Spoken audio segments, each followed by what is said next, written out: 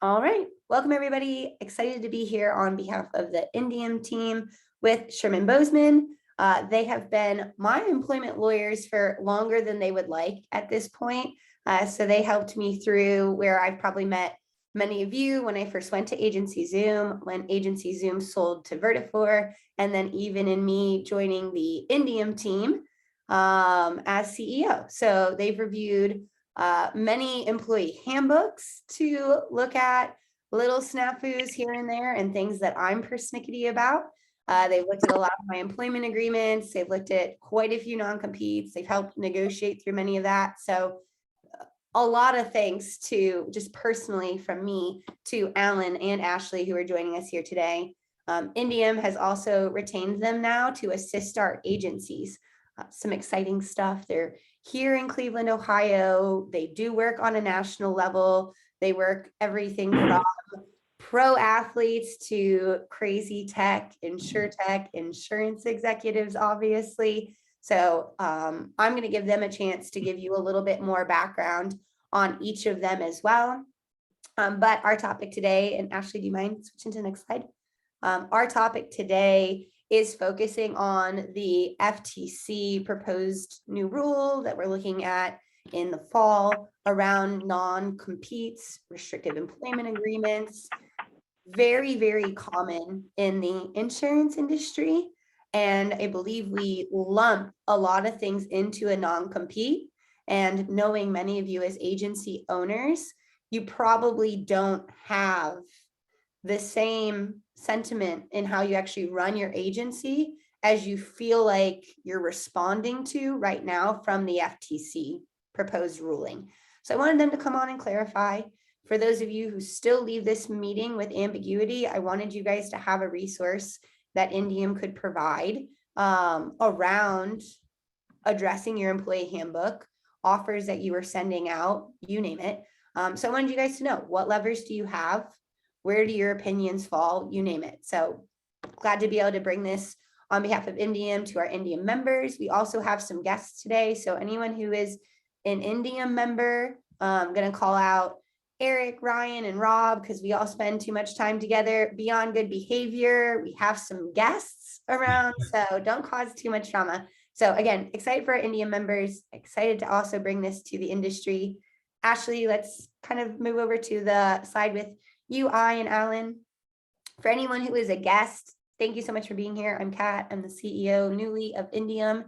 And then I'll leave it to Alan and Ashley to introduce themselves. Indium is sitting in this really cool environment right now that we in the past have just provided market access. We haven't really been a traditional network. There's many agencies, even that are Indium members right now, that are members of more traditional networks. Indium is going to continue to grow and evolve. My objective is that there's about 300 of us as agency owners right now. I'd actually like to get down to 250 of us and to have it operate more like a think tank, more similar to an Accenture, where we do provide consultative services, advice, strategic initiatives, co-op, a lot for you guys to continue to grow and develop and become exceptional businesses, not just insurance agencies, but truly exceptional businesses.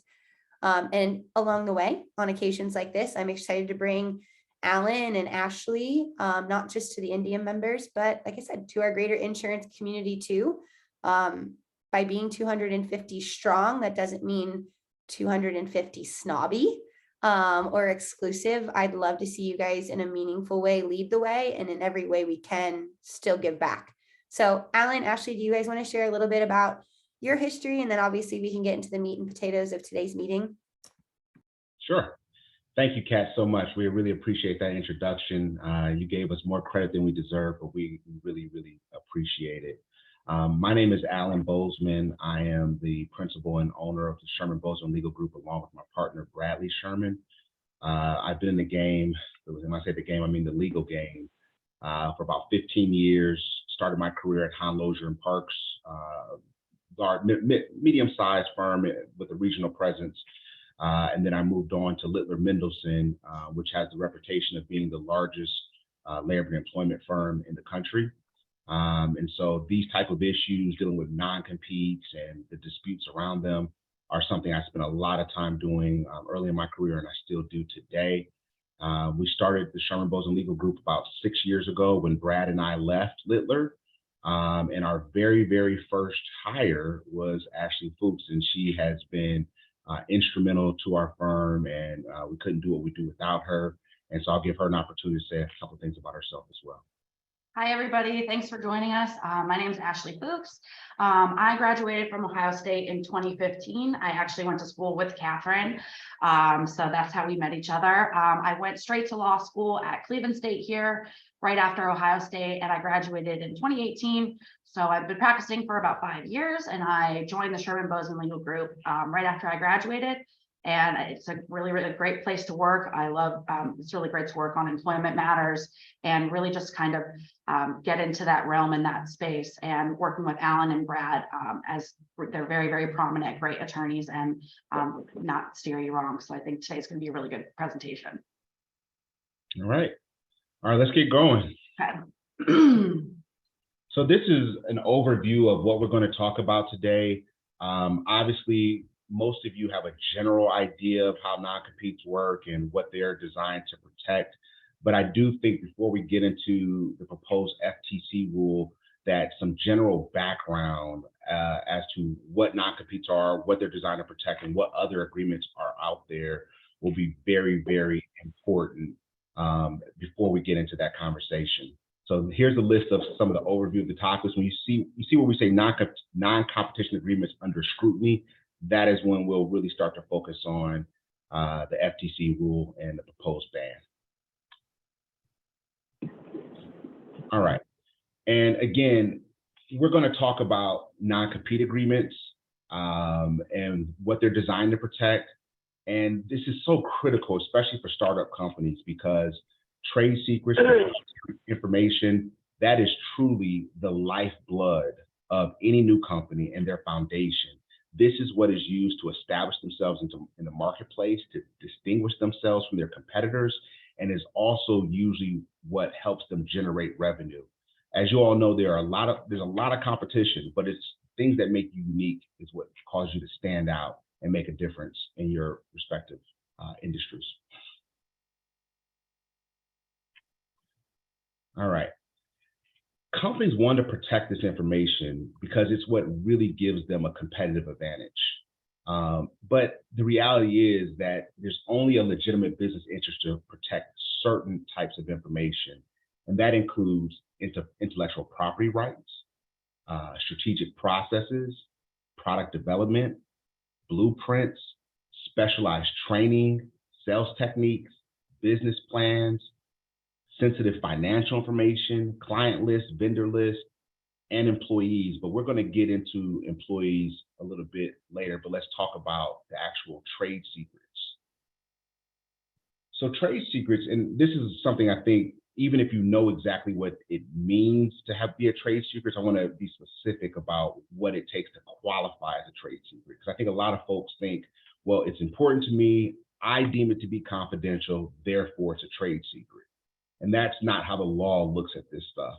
And the reality is, how we look at it doesn't matter much when we walk into a courtroom and a judge says, no, no, no. It has to fit these very specific and particular elements. So number one, a trade secret must derive independent economic value from not generally being known to the public, and that if other people were to get their hands on that information, they can use it for their benefit. Number two, you have to take reasonable steps to maintain their secrecy. And that is just so crucial, because we get involved in these disputes on both sides of the table, because in our business, we're a little bit of a rare bird in the fact that we represent both plaintiffs and defendants.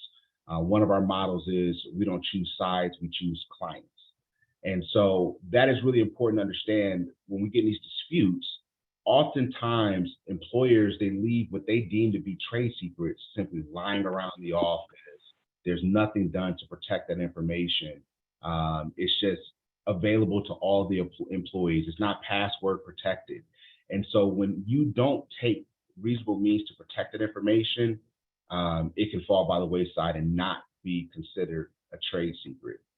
And the consequences of that, if a court determines that the information you have is not a trade secret, then it falls out of the realm of, for example, there's laws that protect, and we'll get into this a little later, but the misappropriation of trade secrets, not the misappropriation of confidential information, but specifically trade secrets.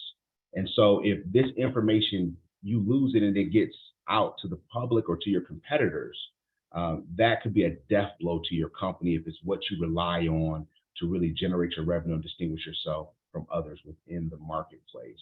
And the reality is, you don't always know that your trade secret has been misappropriated. And so that's why it's so important on the front end to take whatever steps you can to protect that information. And before we actually get into the type of agreements that are in place to protect this information, here are some basic and very, very practical ways in which you can protect confidential information, which may include proprietary information and trade secrets. One, creating policies for information ownership, protection, dissemination, and retention. This goes to what I just spoke about. You don't want to have information available to every single employee within your company.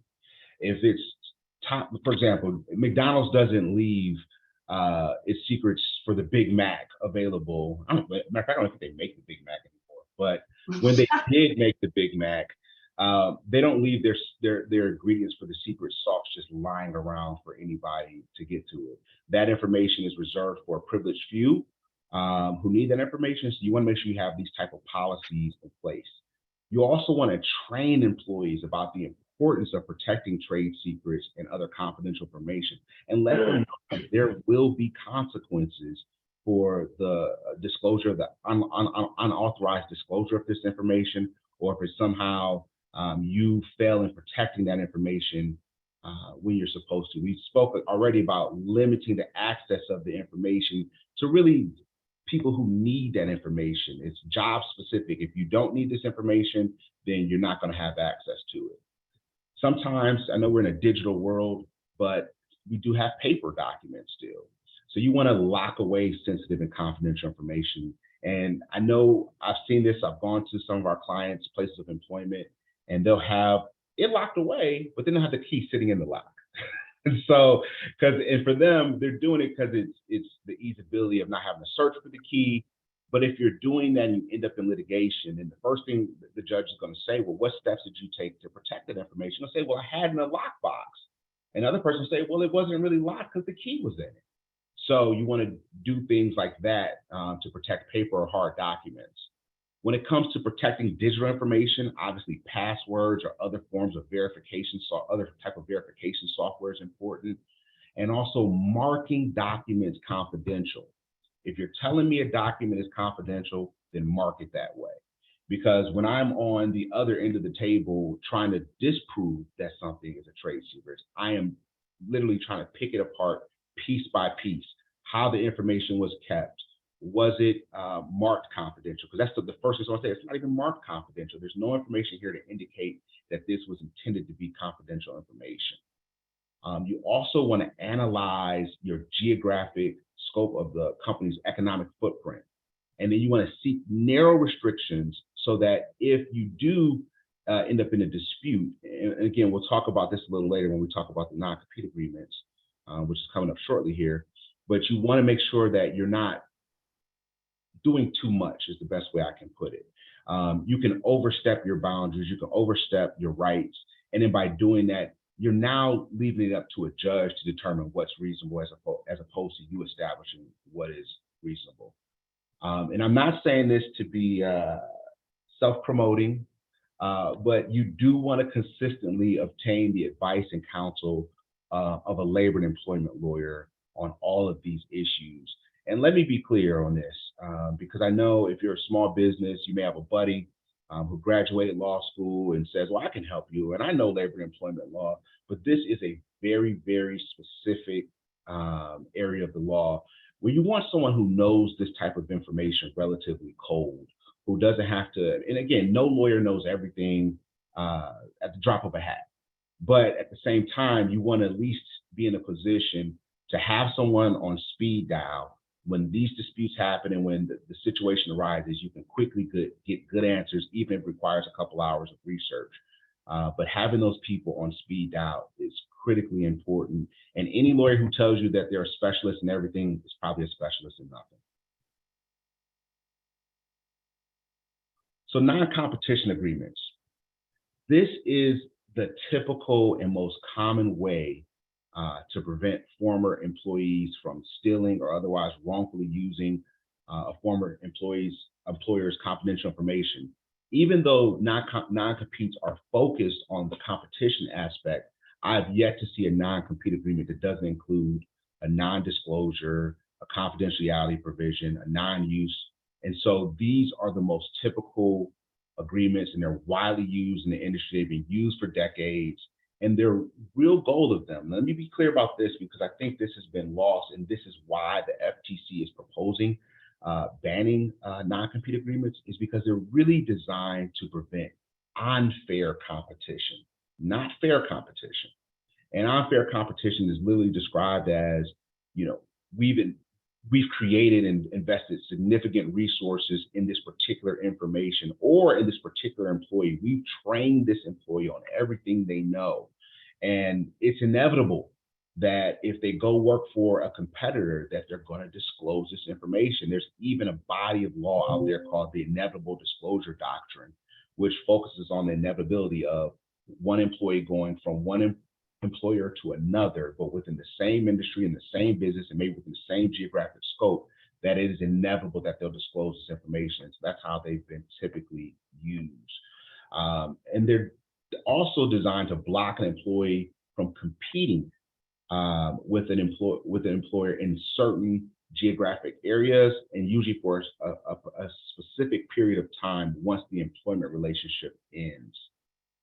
They're the most comprehensive way of protecting employers' interests for all the reasons I mentioned, but they are heavily scrutinized by courts because of the unequal bargaining power between an employer and employee. I mean, think about it. I mean, I don't know any employee, I'm not aware of any employee who's ever had the ability to negotiate a non-compete agreement. That only typically happens if you're a very, very high-level employee who's highly sought after, and you have the actual, I wouldn't say equal bargaining power, but you have enough bargaining power that you can say, well, look, I'll come to work for you, but these 2 or 3 things have to change. But your run-of-the-mill employee typically does not have that type of bargaining power.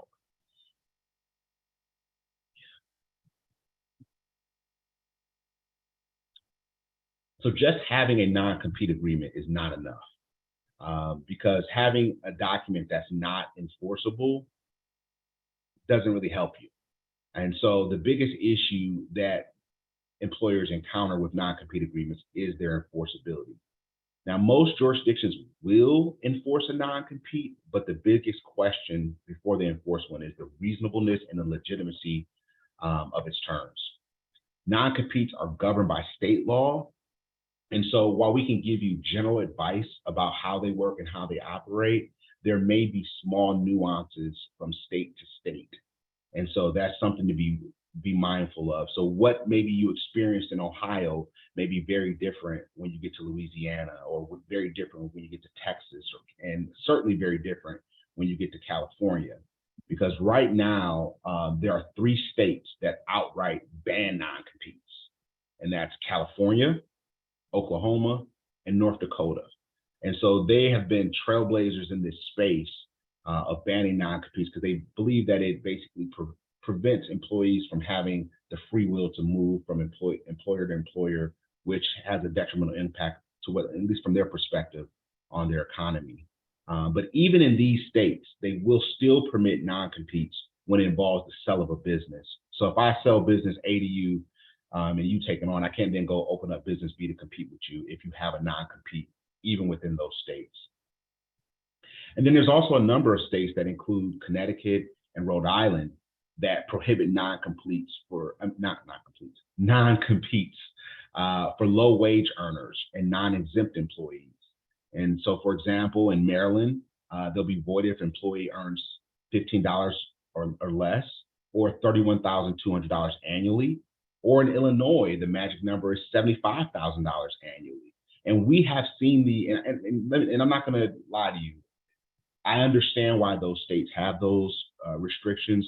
Ash and I are involved in a very intense litigation about 2 years ago where a call center, people who literally are just cold calling people, trying to secure business, they had these very restrictive non-competes. And some of these individuals have spent their whole lives working at these call centers. And then when they would leave, they couldn't go work for a competitor, even though they weren't really in the possession of any trade secrets or confidential information. So those type of restrictions are very understandable. There's also certain restrictions that are tied to industries and occupations. So for example, in Rhode Island, there are restrictions on non-competes as it relates to physicians and lawyers, while in Massachusetts, it prohibits non-competes for lawyers, physicians, nurses, social workers, and broadcasters. So you want to be mindful if you're working in these states that there are these type of restrictions, even if they do generally allow for the enforceability of non-compete agreements. So the reasonableness test is typically what a court does when they're evaluating whether or not to enforce a non-compete. It's a balancing test, and that's why we have these cute way to measure. Thank you, Ashley, for that, by the way. Scales of justice. They are. Right, to measure whether or not this is fair. And they typically focus on whether they're protecting, again, the legitimate business interests of the employer, which are some of the things we've already talked about, and whether they impede on the employer's rights, just basic right to earn a living. And so the two standards are whether the restraint is greater than what is needed to protect the employer's legitimate interests. So if you recall, I talked about doing too much, overstepping boundaries. That is what this is. Is it narrowly tailored just to protect the legitimate business interest of the employer? Or is this so broad that it's gone now beyond protecting the legitimate business interest of the employer and it now is impeding on fair competition? And then number two, the employer's need is whether the employer's need is outweighed by the undue hardship the restraint would have on the public in general. So this kind of goes to California's analysis. If we enforce this non-compete, are we somehow suppressing fair competition that may have a detrimental impact on our citizenship because they can't maybe get competed? They don't have enough competition in the marketplace. So if there's an employer who dominates the marketplace, a court may find that their non-competes cause more harm than maybe another companies who doesn't because of their reach within the marketplace.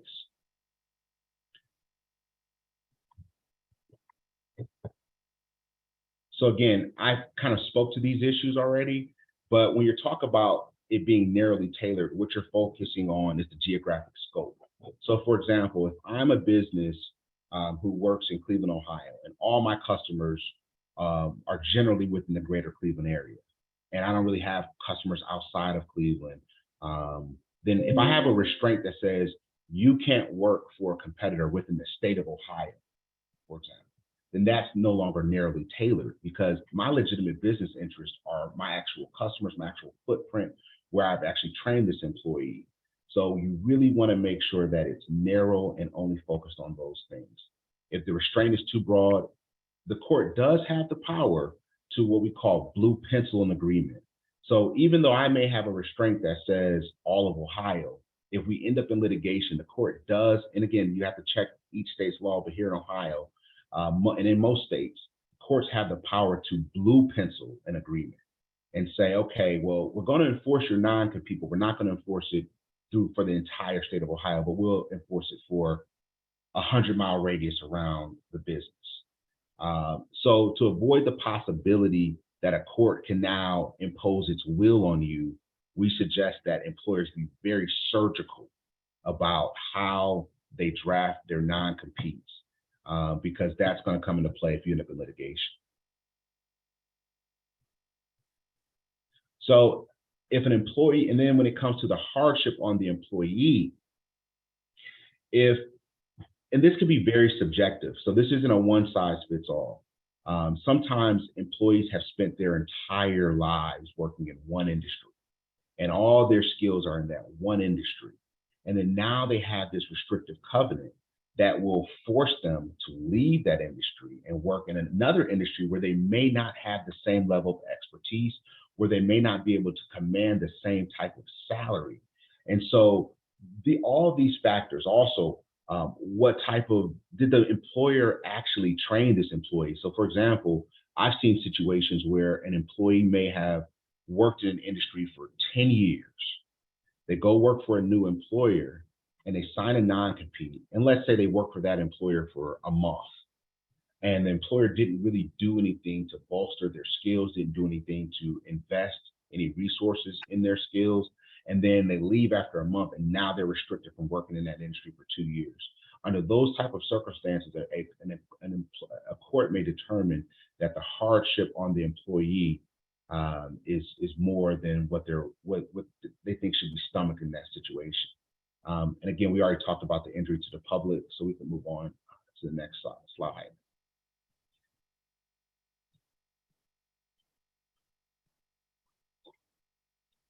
This high level of scrutiny that is applied in these situations is really so that employers don't abuse their bargaining power. Because look, we know how power is. It makes you drunk. And oftentimes you can't help but to overstep and extend yourself if you can and if you have that right.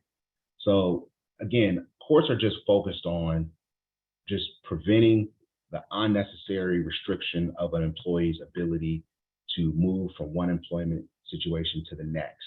And when we get to the FTC part that Ashley is going to discuss, you'll see that it's that concern which has led to the FTC's proposed restraints on non-competes.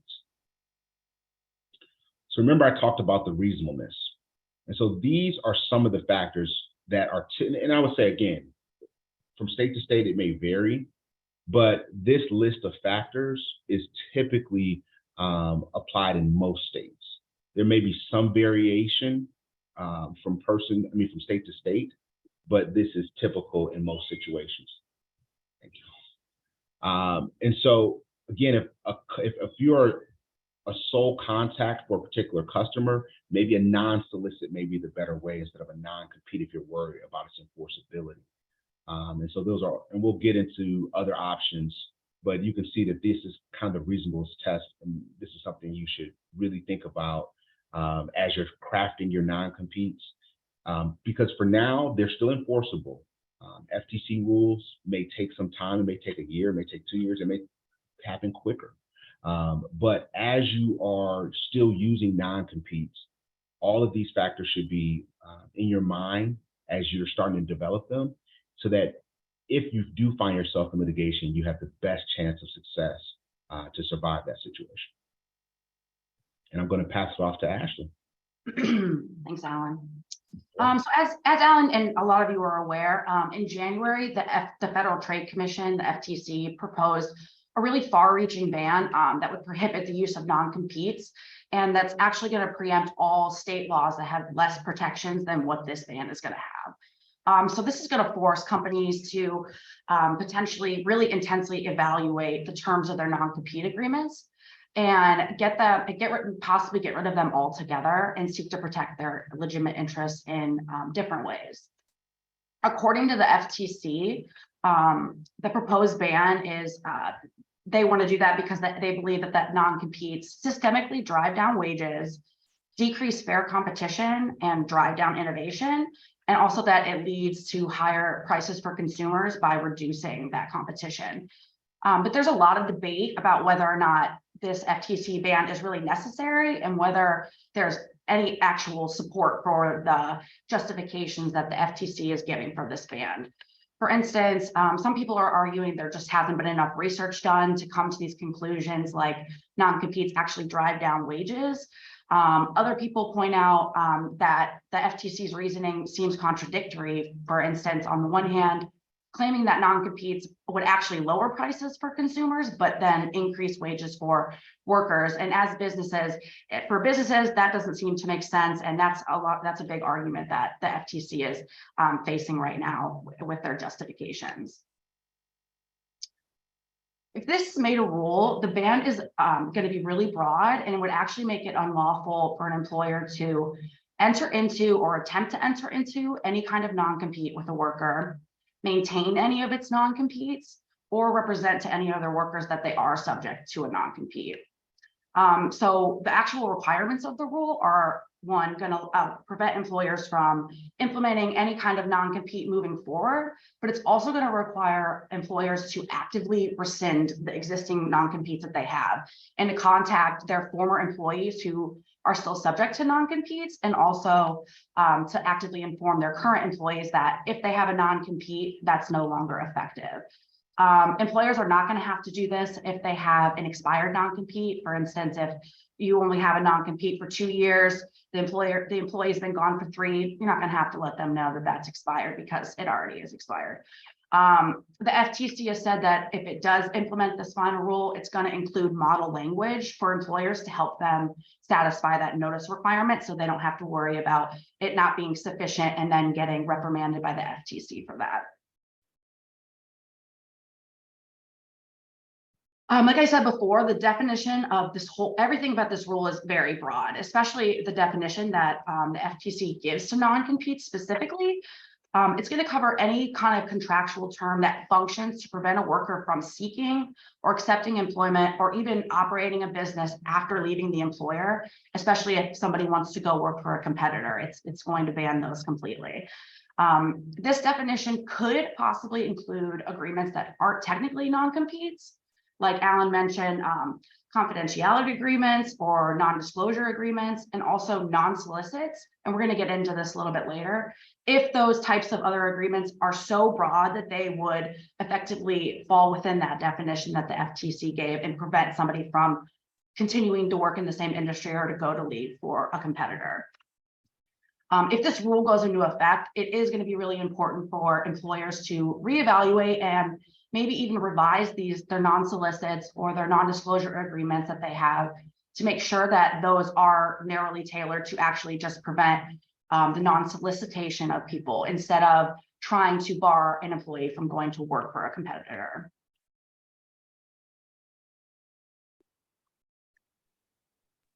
The effect of this proposed rule is broad, like everything with it. It would actually ban non-competes from almost all types of employment contracts, including if you have independent contractors, interns, even people who are paid or unpaid, doesn't matter. It's going to apply to everybody.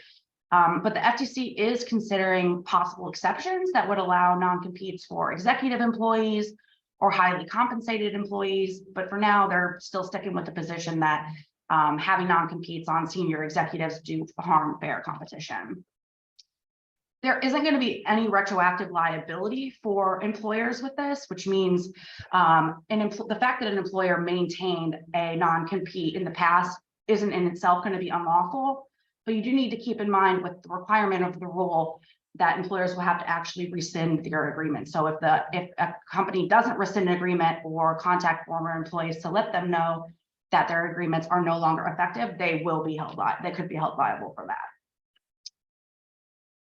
And as I discussed a little bit before, the proposed rule basically makes it clear that the title given to any kind of provision isn't going to be determinative of whether it actually is a non-compete under the definition. And this is because, like we've been saying, the FTC is just concerned about preventing workers from being able to go and work for competitors at the conclusion of the employer's or the worker's employment. Other type of restrictive covenants like non-disclosure agreements, non-solicits, like we said, aren't going to be prohibited because these usually don't bar an employee from being able to go work for a competitor afterward. But the FTC will be looking at these about whether or not they are so broad that they essentially function as what the FTC is calling a de facto non-compete. For example, if you have an NDA and the term confidential information is defined so broadly that it would prohibit a worker from even talking about anything in that employer's industry, that's likely, even though it's an NDA, that would likely be a non-compete under the FTC's proposed rule, because it would likely prevent an employee to go even work in that same industry again. There are some narrow exceptions to this rule. For instance, one between, you're allowed to have non-competes between a buyer and a seller of a business, which, as Alan explained, is also an exception that is in like California and states that already have non-competition bans. This proposed rule also isn't going to apply to some specific industries and employers that aren't actually regulated by the FTC. And the rule specifically states that this is going to include certain banks, savings and loan associations, common carriers, air carriers, and also nonprofits are not going, the rule is not going to apply to those types of places. Because this rule is so broad, there are a lot of ambiguities in it. The de facto non-compete issue, as we've already discussed, there's no definition of what that's going to be. And when it comes down to it, it's probably going to be just analyzed on a case-by-case basis when those do get to courts. And courts will just have to determine whether or not non-solicits or non-disclosure agreements are so broad that they effectively act as de facto non-competes. This rule is also unclear about how or if it's going to apply to provisions that defer employee compensation. For instance, if a worker or if an employer has a provision that requires an employee to defer or to forfeit their deferred compensation if they breach their employment agreement and go work for a competitor, the proposed rule is unclear about how it's going to apply to those kinds of situations. Another thing it's unclear about is whether or not, I know probably in a lot of your instances, you may have paid a lot of money to an employee to induce them to sign a non-competition agreement. But under the proposed rule, there's no way for employers to get this money back. Say the FTC rule goes into effect in 6 months and you've got a bunch of employees under non-competes that you paid a lot of money to sign that, you're not going to be able to get that consideration back, unfortunately. They might in a final rule put something in there different about that, but as of now, they don't have anything like that. Like I said, there's just a lot of unknowns about this. It's likely that this rule is going to change significantly, so it's going to be very important for employers to keep up with the status of it and any final rule requirements.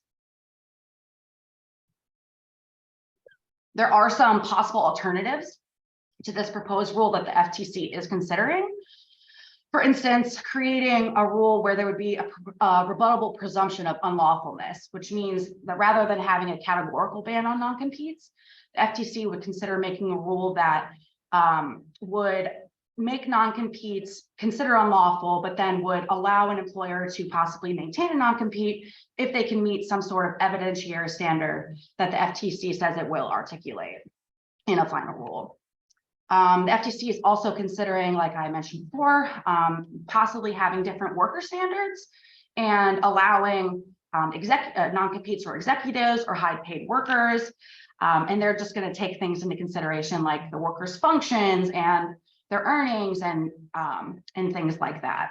And this could really just allow employers to be able to have non-competes for some and just not have them for others, which could be a good idea in the end if most of your high-level workers are the ones that are really just have access to the proprietary and confidential information of the employer.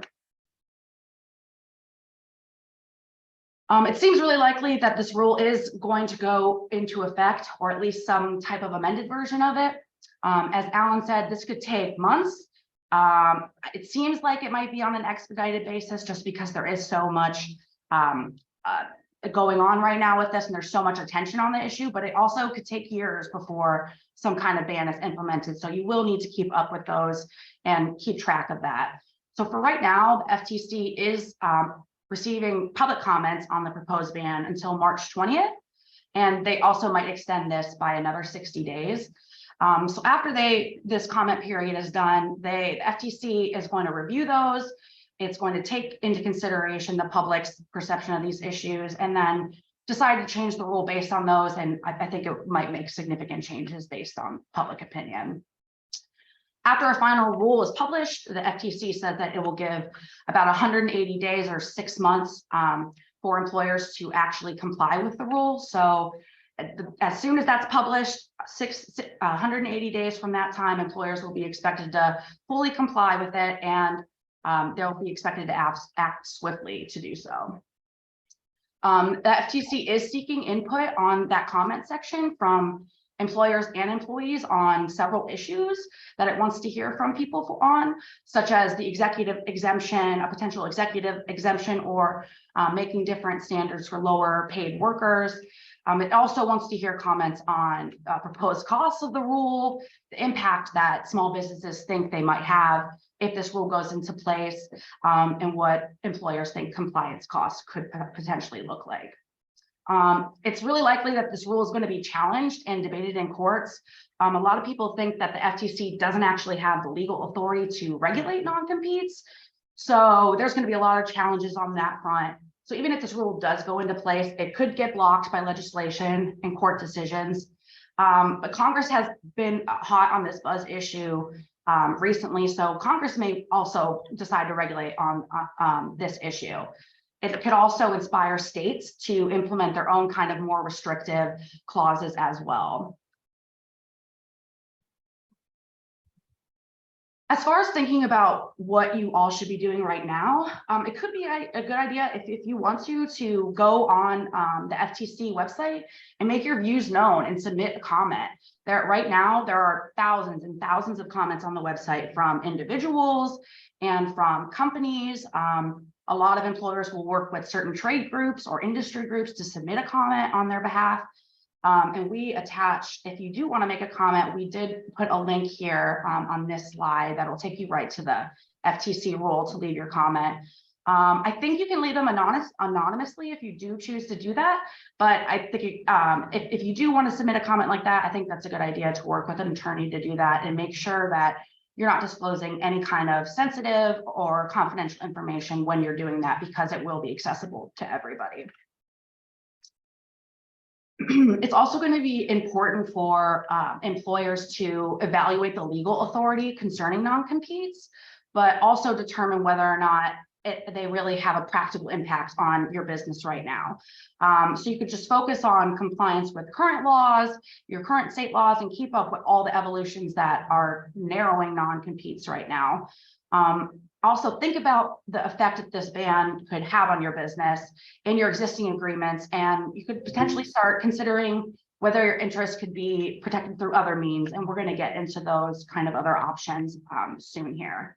It's also a good time to start focusing on your trade secret portfolio and the proprietary information that your employer maintains, just so you can ensure that you have enough protections in place for that type of information that the employer wants to protect.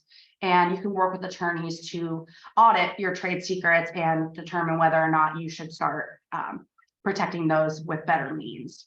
You also might need to let your actual employees know that this FTC rule hasn't actually been enacted yet. There has been so much buzz on it that people might actually think that they are just not subject to non-competes anymore. So you might, if you have that issue, you should make it clear to your employees that they are still subject to these as long as this ban is not in place yet. I think passing it off to Alan now. Yeah. So I know that if your company relies on non-competes, and you just heard everything Ashley had to say about this ban and how broad it may be, that you may be thinking all is lost. What are we going to do to protect our trade secrets, our proprietary information? And the reality is that there are still protections out there, and this is the time to really understand what those protections are and to start. And again, you can't do anything necessarily to change the laws around these protections, but there are ways you can beef up your contracts. But remember, there's trade secret laws that protect the misappropriation of trade secrets, and that goes back to what I said earlier. That's why it's going to be so important to establish that these are actually trade secrets that derive independent economic value from their use, and also that you take reasonable steps to protect this information so that they do fall under those trade secret law protections, and also as well as IP rights. this doesn't change the fact that, someone can't infringe on your IP. And so there are still IP laws in place that will allow you to engage in civil litigation to protect those interests. But the things you actually do control are the contracts you have. And to me, while non-competes are still in effect, and again, we don't know how long this will be, it could be months, it could be years, I would start focusing on beefing up my non-disclosure agreements, beefing up my solicitation agreements, return of property agreements, fiduciary agreements. Those are all things that can now, you should think about what you actually want to protect and then craft those agreements to protect those things and not make them too broad, because again, just because you call it a non-solicit, if the non-solicit has the effect of preventing a former employee from working for a competitor, then that will be thrown out as a non-compete. So you can have your non-compete on one side, but then make sure your non-solicit is strong enough, yet not so strong that if and when this rule comes into place, that even if those non-compete agreements are thrown out, your non-solicits and your NDAs will still hold up.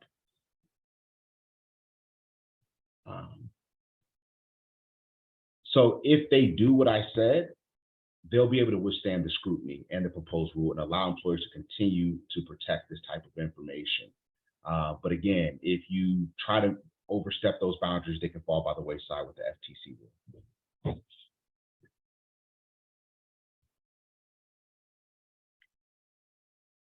So NDAs, as you all know, they prohibit a worker from disclosing or using certain information after their employee leaves.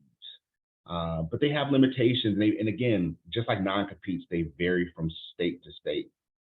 Recent limitations on NDAs include restricting their use for barring employees from talking about employers' illegal discrimination or other unlawful activity. And I've seen NDAs used in this type of manner before. States with this type of restriction include California, Illinois, Nevada, New Jersey, New York, Tennessee, Vermont, Maryland, Oregon, Washington. And then when it comes to non-solicits, California Supreme Court has held that non-solicitation agreements that prohibit employees from soliciting former customers are unenforceable. So again, if you are in California, that is a major blow because now you have non-competes that can't, again, non-competes that can't protect you. And now you have non-solicits that can't even protect you from preventing former employees from going after former customers. But outside of California, non-solicits will likely be enforced as long as they don't restrict an employee from working in the same field. Again, these type of agreements should never be written so broadly as to essentially operate as a non-compete, especially in light of the proposed FTC ban. So you want to be very, very, very careful with this type of agreement. And again, the key here, you can go to the next slide, Ash. I think I did. This one? We didn't do this one, right? No, so again, you want to be clear. And so what I've been, in light of this new rule, no matter what you say in the rule, I would have a specific provision that makes it clear that you are not preventing an employee from working for a competitor, because you may say, for example, non-solicits are not just about customers, they're also about employees. So if you have a non-solicit agreement that says, employee A, when you leave, you cannot solicit our employees to come work for a third party. That in of itself is not wrong, because you're not saying that the employee can't go work for that third party. So you're not saying they can't work for a competitor. You're simply asking that the employee who leaves doesn't essentially come back as a pirate and pilfer all of your employees. But what I would, in order to be safe, I would put it specifically in the agreement that this non-solicit does not prevent other employees from working for a competitor. Back to me. Another option that employers have is implementing fixed duration contracts, which you might already have, especially if employers are concerned about losing the benefit of actually the training costs of employees. They can implement fixed term employment contracts of 2-3 years, just a number I'm throwing out. Some term of employment long enough that employers think is enough to recoup that training investment without restricting the employee's ability to go work for a competitor later. Employers can also implement return of property agreements and device agreements. They can build these into their normal employment contracts to protect the access to and dissemination of any type of employment property and confidential information. This can include terms that would require return of all employer property, computers, devices, and also the disclosure of work-related passwords to make it easier for the employer to be able to access that information after the employee leaves or during, to make sure that they're not misappropriating that kind of thing. With work being from home being so common, these are especially important just to make sure that employers are maintaining those interests. Employers can also include provisions that remind employees of their legal obligations and duties, and this could be really effective in dissuading them from leaving to go work for competitors.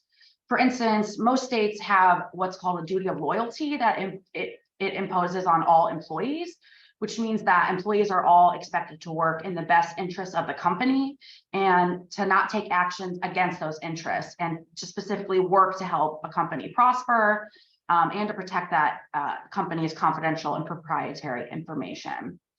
High-level employees like executive and managers, there are tests that determine this level state to state, but they could be known as fiduciary employees in some instances. And if you're a fiduciary duty, you'll have a heightened duty of loyalty to your employer that will essentially force a fiduciary to put the interests of the employer before their own. And for fiduciary employees, that fiduciary duty is going to continue for a reasonable period, even after the employer or the employee leaves. And so that's going to prohibit the employee from exploiting any kind of advantages they gained from their prior role with the employer for some reasonable period of time after they leave. It could be a really good idea to also develop reminder letters to employees who are leaving your company, because even if the FTC ban is passed or if Congress regulates this issue, as we've been talking about this whole presentation, employers are still going to have a lot of different legal avenues to continue to protect those interests that the FTC, if they might ban non-competes, you'll still be able to protect those. In doing so, they could develop these types of reminder letters to put employees essentially on notice of all the various types of claims an employer could have against them. And for instance, those things can include breach of an employment contract for other provisions, such as the non-solicit or your NDA. Also for violations of statutory law, trade secret law, IP law, unfair trade practices. There is state law that will protect you as well, as we've been saying. Employers could also make claims for tortious interference with contractual or business relationships if a former employee tries to wrongfully interfere with one of those. They could also have claims for conversion of the employer property if the employer or if the employee misappropriates information or steals company property. And you'll also have those the duty of loyalty and fiduciary duties that you could make claims against former employees for as well. So post-employment disputes, and we mentioned non-competes here, but let me add to this. It's not just non-compete disputes. It's also, so if the FTC rule comes into place, everything I'm saying is still going to hold true, because again, we're talking about also the misappropriation of trade secrets, which will still be alive even if non-competes go away. So one, again, no self-promotion here, but you do want to have a lawyer on deck, or at least identified, because these type of disputes happen very, very quickly. I don't know if any of you have ever been involved in a dispute over a non-compete or over trade secrets, but what essentially happens is you have a mini trial over the span of about a month or two, and it becomes very, very, very expensive because everything is expedited, including the discovery, the hearings, the depositions, everything is expedited, so it becomes very expensive. So because this can be expensive and because these things can happen, you want to budget for these potential expenses. This is not something that you want to catch you off guard and next thing you know, you're spending $30,000 either fighting against a former employee and a competitor over trade secrets or a non-compete agreement, or vice versa, where you're trying to defend against them. So you should always have a plan containing various options on how to deal with non-compete or trade secret disputes. In some instances, an employer may decide to fight back against the violation of a non-compete or the misappropriation of a trade secret. In other cases, an employer may determine that the cost of litigation is greater than the non-compete's protection. And so this is also a reason why in your agreements, you might even want to have an attorney's fee shifting provision, because that may discourage this type of activity. If there's some type of provision there that they know that if we end up in a fight over this and you're deemed to be in the wrong here, you're going to be responsible for my attorney's fees. But to avoid, because we deal with these type of discrimination cases all the time, you do want to have some type of objective standards for when you will and when you won't enforce a non-compete or go after somebody for misappropriating trade secrets. What you don't want to happen is selective enforcement, where someone can establish a pattern and a practice where you're only enforcing your agreements against this group of people, but against this group of people, you're not. Or you're only enforcing your trade secret IP rights against this group of people, but you're not doing it against this group of people. So as much as you can, you do want to have objective standards to help push back in these situations. This will help provide supporting evidence that there is a consistent way in which you enforce these agreements, or a consistent way in which you protect your trade secrets and you're not being selective in that process. But on the other hand, you may be the company who hires an employee who has misappropriated trade secrets that you didn't even know they misappropriated, or they may be subject to a non-compete agreement that you didn't even know that they were subject to. And under these situations, you also want to develop a method of how to deal with it. For example, whether to pay for the litigation expenses of an employee accused of misappropriating trade secrets or violating a non-compete, whether to stand by an employee and continue to employ them while they're being accused of this conduct, or whether to terminate the employee if they've been accused of this conduct or some other course of action. I've seen it done all three of those ways. I've seen it where the employer says, this employee is so highly valued, he's so important to our business that we're going to do whatever we can to protect this employee. Then I've seen in other situations where they've said, we value this employee, she's incredible, we love her, but we're not going to pay the litigation expenses. And in fact, we're going to put her on leave until this gets resolved. And they kind of left that employee on the island for themselves. And then there's been other situations where they say, you know what, it's not worth our trouble. We don't want to be in the middle of it. So we're going to just simply terminate the employee. But again, all of this advice is really just designed to prevent you from ever even getting to this point. If you can, while you can, have your non-competes be very narrow and only protect your legitimate business interests. Make sure you do whatever you can to protect your trade secrets, and also make sure they actually do have independent economic value. When it comes to your non-solicitation agreements, make sure that they prevent the solicitation of customers, both former customers, current customers, and I even do prospective customers. Sometimes you want to be even more narrow, and you'll say, well, the customers that you actually had contact with, or the customers that you actually knew were customers of our business. But then also make it very clear that this non-solicitation is not a non-compete agreement. It's not preventing a former employee from going to another employer, but it's just designed to protect the rating of employees or the rating of customers. And then when it comes to non-disclosure agreements, again, make sure that they're just broad enough to cover all the information that you value as a company, because once the proverbial genie gets out the bottle, you can't put it back in.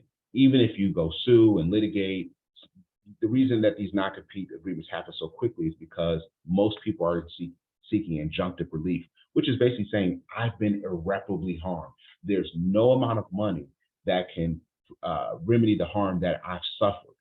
So therefore, I need some type of injunctive relief. And that could really destroy a business. And so do the best you can.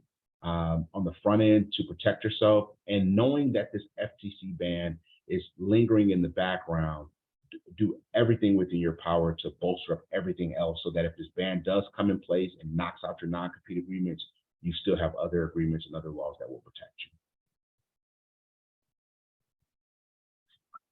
you. Any questions?